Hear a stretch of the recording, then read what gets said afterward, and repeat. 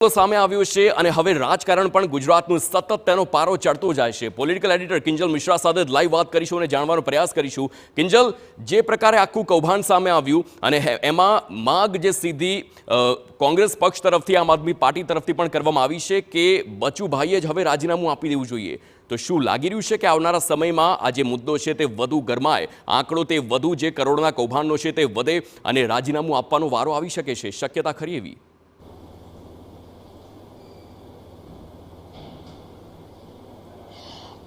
देखो हार्दिक राजकारण चौक्कस गरमाયું છે। તેનું કારણ છે કે જે રીતે બીઝેડની અંદર ભીખુસિંહની સંડોવણી હતી તે જોવા મળી હતી। ત્યારબાદ બીઝેડની જો વાત કરવામાં આવે તો બીઝેડ બાદ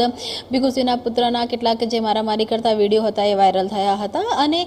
એ ઘટના બાદ જો વાત કરવામાં આવે તો સરકારના એક બીજા મંત્રી છે બચુભાઈ ખાબડ કે જેમના બંને પુત્રોની ધરપકડ છે તે થઈ છે। આ ઘટના થોડીક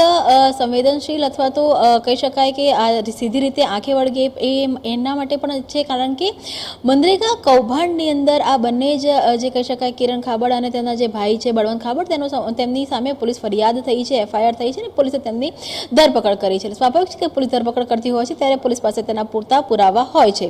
બચુભાઈ ખાબડ પોતે મંત્રી છે, પંચાયત મંત્રી છે અને તે સમયની અંદર જ્યારે મનરેગા કૌભાંડ થયું છે તો સ્વાભાવિક છે કે જે છાટા છે, કેમ કે તેમના જ પુત્રો છે અને તેમના સામેના જે કહી શકાય કે ફરિયાદ થઈ, તેમની સામે આખી જે ઇન્વેસ્ટિગેશન હતું આખા કેસનું થયું, બોગસ કંપનીઓ હતી બનાવવામાં આવી હતી, તે આખી વાત આવી, તેની કેવી રીતે આખી સંડોવણી રહી। જુઓ, આ એક વસ્તુ ખૂબ જ સ્પષ્ટ છે કે જે ગુજરાત સરકાર દ્વારા અથવા મુખ્યપ્રધાન દ્વારા કહેવામાં આવતું હોય છે કે ઝીરો ટોલરન્સ સાથે કામ કરવામાં આવશે। જો સરકાર ઈચ્છતી અથવા મુખ્યપ્રધાન ઈચ્છતા તો આ જે સમગ્ર મુદ્દો હતો તેને ક્યાંક ને ક્યાંક ઢાંકી શકાતો હતો, પરંતુ સરકારની એક વાત ખૂબ જ સ્પષ્ટ છે, ખાસ કરીને મુખ્યપ્રધાનની, કે કોઈ પણ વ્યક્તિ જે ભ્રષ્ટાચાર કરતા હોય છે અથવા તો કોઈ પણ પ્રકારના જે ગેરકાયદેસર કામોની અંદર જે લોકો હોય છે તેમની સામે એક્શન જે ચોક્કસ લેવામાં આવશે। તો કદાચ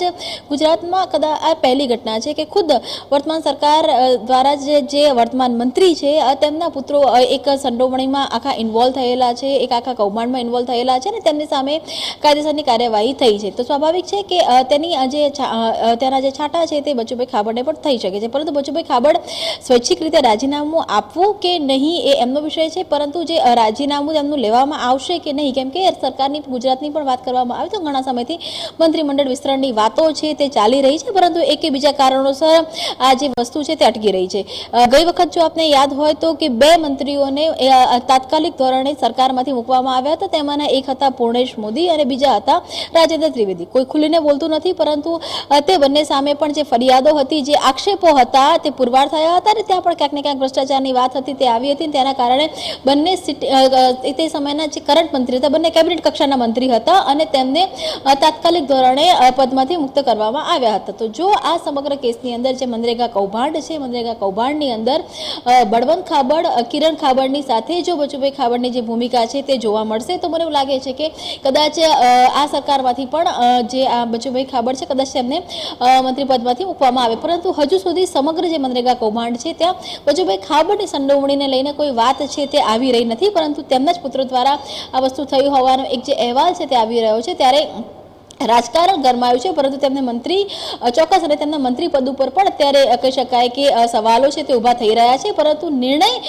ક્યારે લેવાશે અથવા તો આ નિર્ણય તેમની ફેવરમાં લેવાશે કે તેમને મંત્રી તરીકે યથાવત રાખશે કે તેમનું મંત્રી પદ છોડશે, એ કદાચ તેને નિર્ણય લેવામાં વાર લાગશે એવું મને અત્યારે લાગી રહ્યું છે। બિલકુલ બિલકુલ કિંજલ, સમગ્ર માહિતી બદલ આભાર। તો જે પ્રમાણે હાલ આખી કાર્યવાહી થઈ રહી છે, શક્યતા છે કે આવનારા સમયમાં કોઈ મોટા નિર્ણય લેવામાં આવે, પરંતુ ચોક્કસથી આખા જે કૌભાંડમાં જે છાંટા છે તે મંત્રી બચુભાઈ ખાબડ પર ઉડે જ, કારણ કે તેમના જ પુત્રોના કરોડોના કૌભાંડમાં સંડોવણી સામે આવી છે।